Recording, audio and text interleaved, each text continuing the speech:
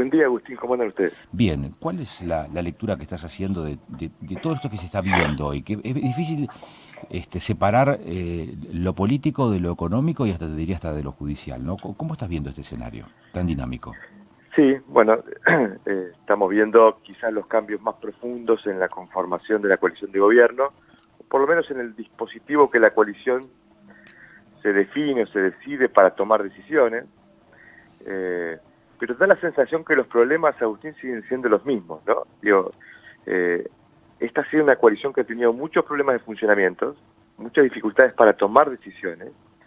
Cuando uno intenta encontrar los motivos, las razones, tiene que irse al origen, una coalición, perdón, que juntó actores que tienen miradas muy distintas respecto de cómo resolver los desafíos que había por delante, que produjo en el inicio un desacople entre el poder formal y el poder real. Quien quedó en el poder formal no estaba en condiciones de ejercer el poder real. Esto produjo las consecuencias que vimos a lo largo de estos 2 años y medio. Y hoy tenemos un gobierno que requiere el ingreso de Massa a la coalición, es una necesidad el ingreso de Massa a la coalición como consecuencia de la debilidad del liderazgo presidencial. Y esa debilidad del liderazgo presidencial fue consecuencia de cómo se diseñó esta coalición. Entonces, nos sigue quedando de fondo el mismo interrogante.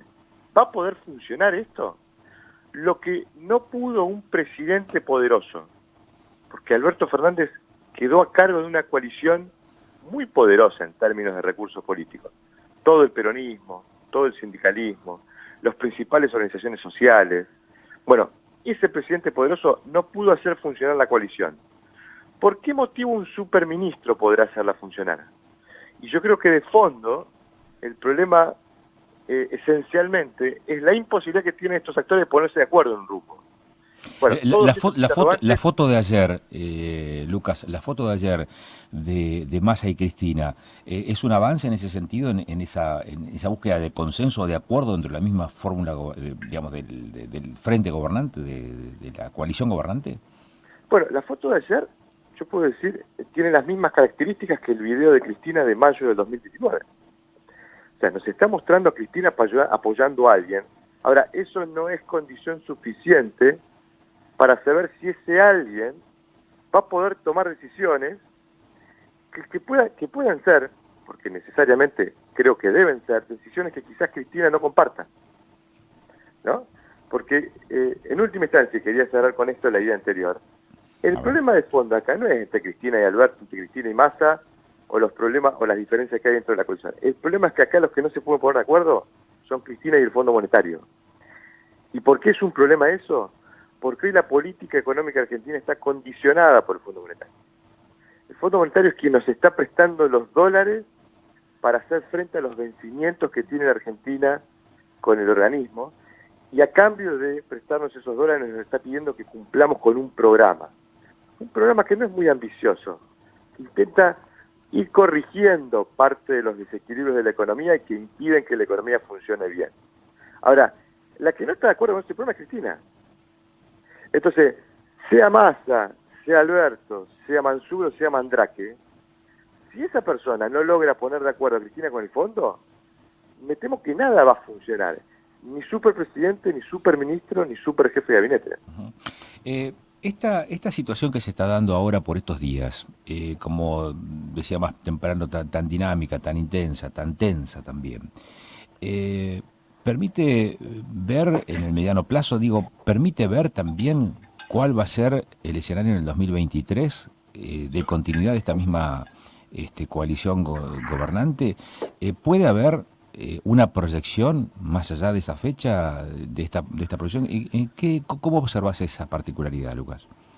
Bueno, la escena de hoy, prácticamente a un año del comienzo de las primarias. Fíjate, Agustín, que estamos en agosto, Sí. y en agosto del año próximo estaríamos votando en elecciones primarias. Digo estaríamos porque en Argentina no se sabe nunca, ni siquiera si vamos a votar en primarias, pero en todo caso estaríamos acá a un año votando en primarias. Lo que ocurre hoy claramente está preconfigurando ese escenario. Y la foto de hoy es una foto no es muy auspiciosa para el futuro de esta coalición. Los niveles de competitividad electoral del Frente de Todos están en el nivel más bajo de todo el ciclo. Era mucho más bajo de lo bajo que lo vimos el año pasado, en noviembre del 2021, en las elecciones de medio término. Es decir, el capital electoral de la coalición se siguió deteriorando. Es una coalición que enfrenta desafíos económicos de gran magnitud de aquí al año que viene. Es decir, el Fondo Monetario le está reclamando ajustar en términos reales el gasto público unos 7 puntos de aquí a fin de año, en un semestre en donde va a haber mucha tensión cambiaria, porque habitualmente es lo que ocurre en los segundos semestres. Escasean los dólares, una inflación creciente y un salario que empieza a ver que la inflación le empieza a ganar. Digo, todos factores corrosivos desde el punto de vista político-electoral. Entonces, desde este punto de partida, con un capital político-electoral muy bajo y con los desafíos por delante, es muy difícil ver que el gobierno pueda recuperarse y llegar al proceso electoral en condiciones competitivas. Deberían pasar cosas muy extraordinarias en la economía que uno hoy no ve y no se lo escucha a los economistas, decir, para poder ver una coalición oficialista competitiva. Esto nos pone en condiciones de afirmar que lo más probable que ocurra en 2023 es una alternancia política. Lo que nos falta conocer es cuál es la cara de esa alternancia política, porque cuando uno se va al terreno opositor, uno ve muchos aspirantes y, deberá pasar allí un proceso de reducción a la unidad para ver quién es finalmente el aspirante que queda como principal candidato presidencial opositor y con gran aspiraciones a ser presidente en 2023. Uh-huh. Ahora, en la foto de hace un ratito a la que hacíamos referencia recién de Cristina y Massa, también hay aspiraciones en el 2023 y los dos tienen aspiraciones. Algo que no pasaba, digo, en el Ministerio de Economía hasta digamos el paso efímero de Batakis. Ni Guzmán ni Batakis tenían ese tipo de aspiraciones, Massa sí las tiene. ¿Eso Sí, cambia? sí. Bueno, a ver, yo creo que es parte de los problemas de esta coalición, ¿no? Cuando digo que está formada por el agua y el aceite, por gente que tiene miradas distintas, también creo que es un problema que esté conformada por competidores y no socios.